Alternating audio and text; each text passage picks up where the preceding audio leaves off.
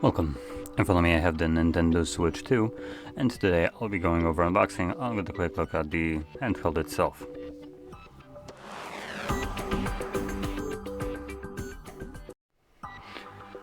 Okay, so let's get straight into this. We do have a seal to cut through, and not that.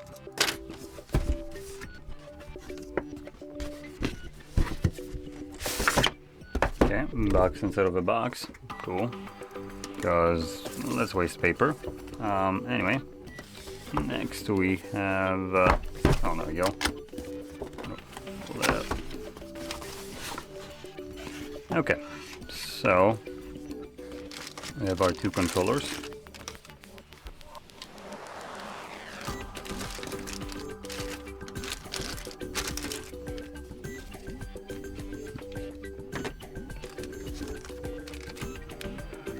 Next we got the handheld.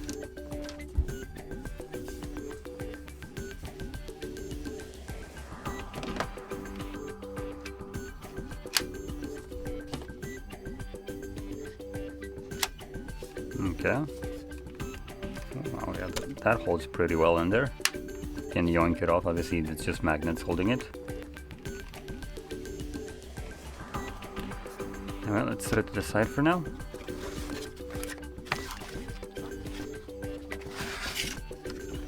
Next we got our code for the game.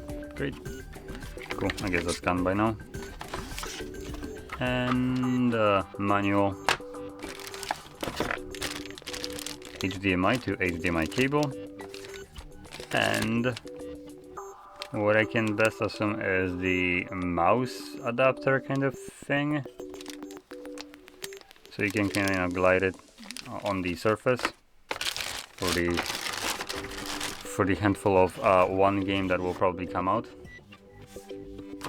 Anyway, next we have, oh, that's kind of cool. That comes with the device. Let's see this. I am kind of curious about this, how well that feels. So yoink one.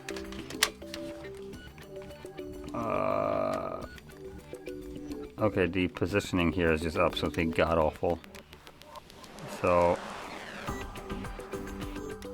yeah, I much rather have something like an Xbox controller rather than this. It just feels bad. It's nice that it comes included, I do want to point that out. So it's cool that it comes with the overpriced handheld, but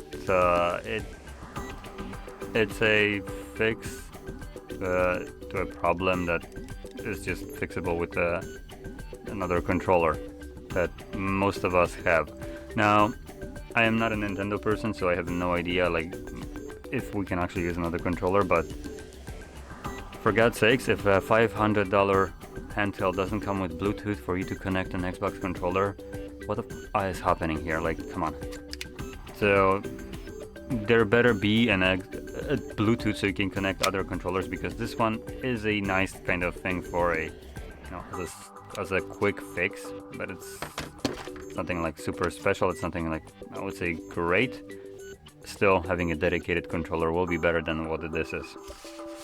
So anyway, let's continue on.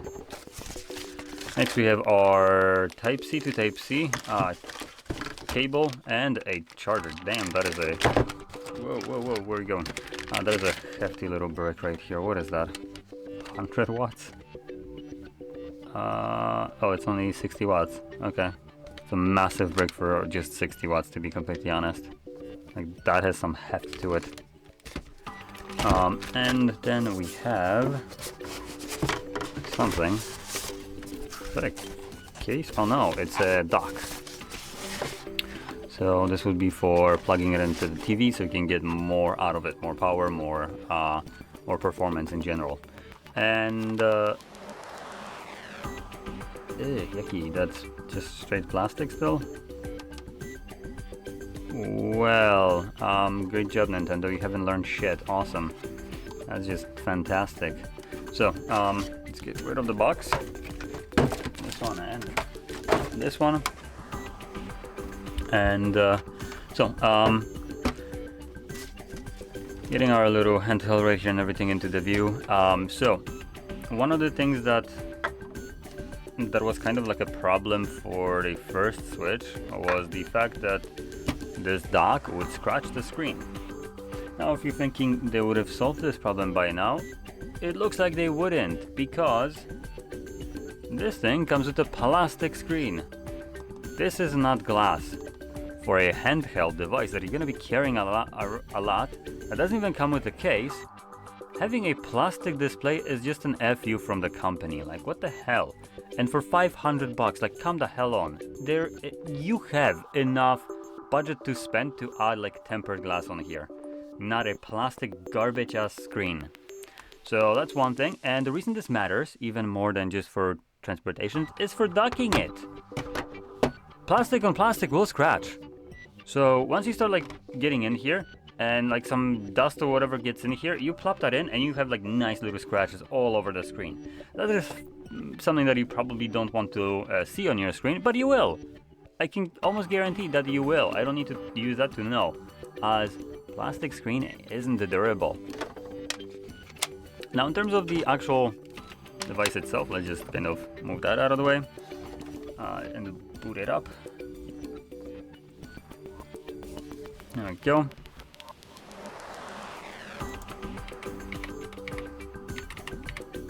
I'm gonna open up these specifications just so I can kind of see what we're dealing here with.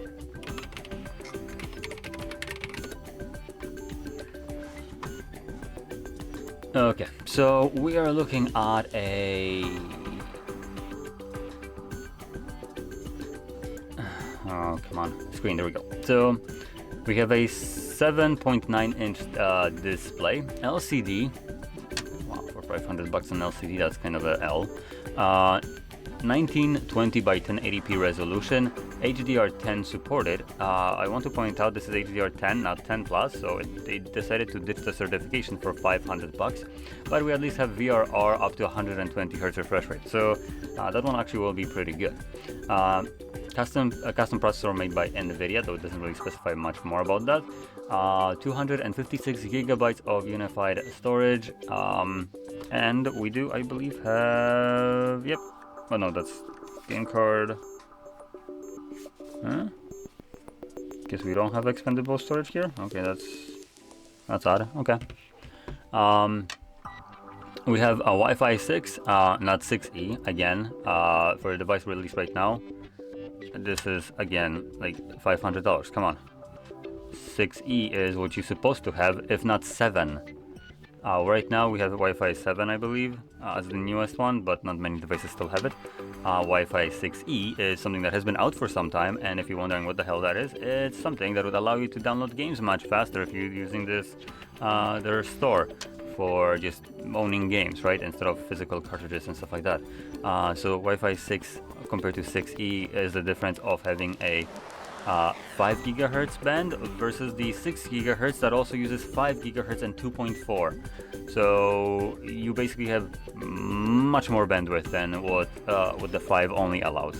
As Wi-Fi 6 only goes to up to 5 gigahertz and only uses that, while 6E uses 2.4, 5, and 6 gigahertz bands at the same time. So yeah, that's a bit of an L right there. Bluetooth. It comes with Bluetooth, though it's not even specified which one, and by the way, these are all the information pulled straight from the Nintendo website themselves. In TV mode, the Switch 2 can be connected using a wired LAN port on the dock. Cool. Outputs, okay, that doesn't really matter. It outputs up to maximum of 4K at 60 frames per second, but that is when you use the dock. Supports 120 frames at 1080p and 1440p, HDR10 like I mentioned before, and a maximum 1920 by 1080 resolution in tabletop mode and handheld mode. So this way we only get 1080p and nothing more. And makes sense, the display isn't anything higher than 1080p, so it would be just a waste of resources to drive it, upscale it or whatever above 1080p. Let's see what else we got. Anything interesting? We have two USB-C connections. Again, not specified what kind of Type-C. 3.5mm jack. All right, do we actually have a headphone jack here? Yeah, there we go. Yeah, and here's the Type-C 1, and at the bottom is a Type-C 2. We have some vents. Actually, let me mute this. I'm curious if I can hear anything. Is it like completely whisper quiet right now? Let me close the door so it's a little bit quieter. Yeah, it's like there is no noise whatsoever from it. It's dead silent. So that's actually pretty nice. Now, chances are it might not be that way when you start gaming. I do not know. But right now it's dead silent. There's no sound from it whatsoever. Now, moving on to one last thing, we have a 5220 mAh battery, which gets you approximately from 2 to 6.5 hours of playtime. And charging time is approximately 3 hours. So yeah, that's basically everything that there is to be important about the device. Other than that, some probably controversial things that you most likely already heard is this little button right here that basically serves no purpose as long as you don't pay them extra, which, come on, $500 again. Another thing that I want to point out is comfort of the handheld. So, at least for me, the default kind of way it's designed, it's just too flat, so my hands don't have anything to rest against right here. So they're kind of like more like palming it like this, but it's just not very comfortable holding position, I would say, to a device that you might be using for approximately up to 6.5 hours. So that's just kind of my take on this. The buttons themselves have a nice click. So let me see if I can kind of... I don't know if this is being picked up, but yeah, it sounds pretty nice right here. Thumbsticks, personally not my cup of tea. These are very kind of weird to me. I'm not a Nintendo person, so for the most part I've been using Xbox controllers for most of my life. So the way these thumbsticks move is a bit different, like shorter and just more, it feels like it's at a higher angle when you push it, but lower travel distance. It just, to me, it's a bit odd. But in general, like my fingers isn't slipping from it too much or at all. So they're easy to push. They don't slip. So yeah, I'd say it's serviceable. Now we have triggers, which seems to be just button presses. So the triggers don't have any kind of travel and pressure sensitivity to it. So it's either on or off. They're not linear. Same as the buttons, though that's normal. But the triggers, usually you actually have some travel to it and it detects if it's in a half position or not. These are on-off. Oh, another thing, talking about the sticks right here, which I forgot to mention, they're not Hall effect. Because why the hell would you get Hall effect sensors in 2025, right? No, for $500, that. Are you insane?